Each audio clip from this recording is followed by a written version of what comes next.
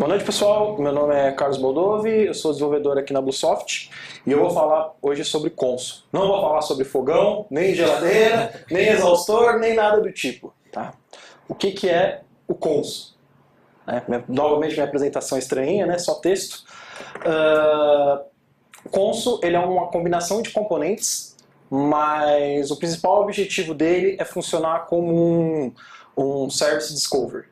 Então, é um localizador de serviços. Tá? Mas qual que é a importância disso? Né? Por que a gente usa isso? O que é um Service Discovery, no final das contas? Eu prefiro colocar essa imagem, né, e para tentar explicar um pouco. A gente tem falado bastante agora de microservice e tal, mas isso já é um conceito mais antigo. Né? Sistemas distribuídos têm esse conceito, que é a ideia assim, eu vou ter um lugar onde eu vou registrar os meus serviços, e aí quem precisar desse serviço vai acessar esse lugar, e esse lugar vai dizer, ó, o que você está precisando está em tal lugar, e vai permitir que eles se comuniquem. Então eu não preciso conhecer fisicamente, eu não preciso ter um endereço direto para quem proveu o meu serviço, e sim só para quem conhece onde está a implementação do meu serviço ou do meu recurso. Então isso já vem sendo distribuído, SOA, tem essas coisas, e agora está em destaque por causa de microservices. Né?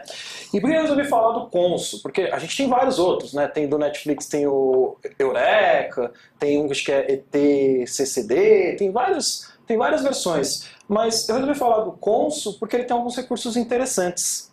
Então, além de ser um Service Discovery, ele tem recursos de Health Check. Existem outros Service Discoveries que fazem isso? Existem.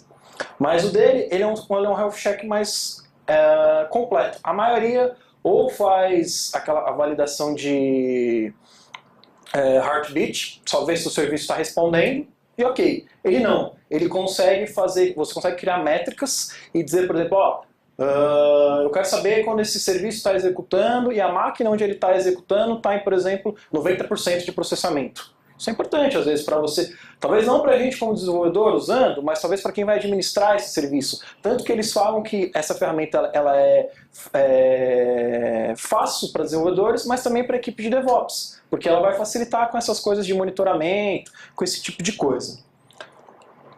Ele também ele funciona como um Key Value Store, então são aqueles bancos de chave e valor, por exemplo, o Redis. Ele tem uma implementação dele, então você pode, além de ter usar ele para achar os seus serviços, você pode usar ele como para guardar configurações, outros recursos. Tá? Ele funciona com um data center distribuído, então eu conseguiria ter, por exemplo, ele funcionando localmente aqui no Brasil e ter algum cliente lá no Japão, por exemplo, e permitir que ele se comunicasse. Então eu criei um serviço aqui no Brasil, registrei, então ele vai estar disponível para o cara que está lá no Japão. Ele vai conseguir achar, eles vão conseguir se comunicar, os nós gerenciadores dele. Tá? Então aqui tem uma imagenzinha, não sei, acho que dá para ver direito, né? Não está muito, mas dá para ver. Então essa aqui é a arquitetura básica deles, ou como eles propriamente falam no site, uma visão a 10 mil pés de altura do que seria a arquitetura deles. É bem por cima, tá?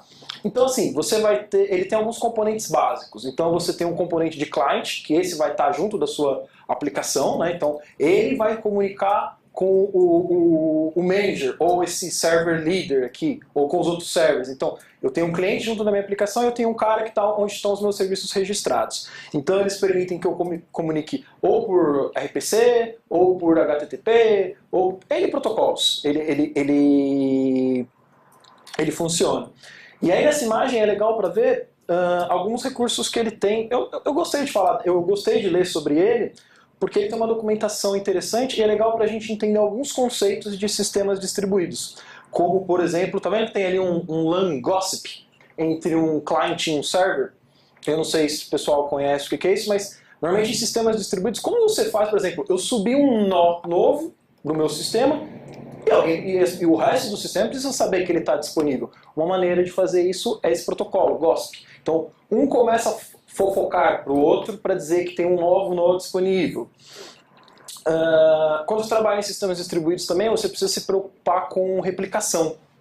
Então, ele tem uma implementação de que eles chamam de algoritmo de consenso, que é o Raft, que é uma maneira que ele vai dizer, eu tenho 5 nós, ok, a informação eu mandei para um nó, ou para esse cara que é chamado de líder, por isso que ele destaca esse líder, e como é que eu vou saber que essa informação está íntegra? Como é que eu vou garantir o cap lá de sistemas distribuídos? Então eu preciso ter um cara, e aí eles passam por alguns estados para poder comunicar com esses outros nós e distribuir essa informação na rede. Então, esse cara pega a informação e aí ele passa, agora tem esse novo serviço. E eles vão distribuindo, vão replicando, vão usando o algoritmo o protocolo de GOSP, e aí vai distribuindo. E é legal que ele coloca aqui na internet, então eu posso ter um data center de novo, como eu disse, esse data center 1 pode ser o Brasil, e esse data center 2 aqui pode ser o Japão, pode ser ou algum outro estado no Brasil, sei lá, posso distribuir ele. Aqui tem algumas mais informações dele, tá? Aquele é o site dele, ali o GitHub. Tem um sitezinho de demo dele, então você consegue acessar no data center, é visual. É legal entrar no site dele para documentação e por causa dessas coisas, dessas explicações de protocolos ou de algoritmos. E aqui o formato de licença dele, tá? É isso aí.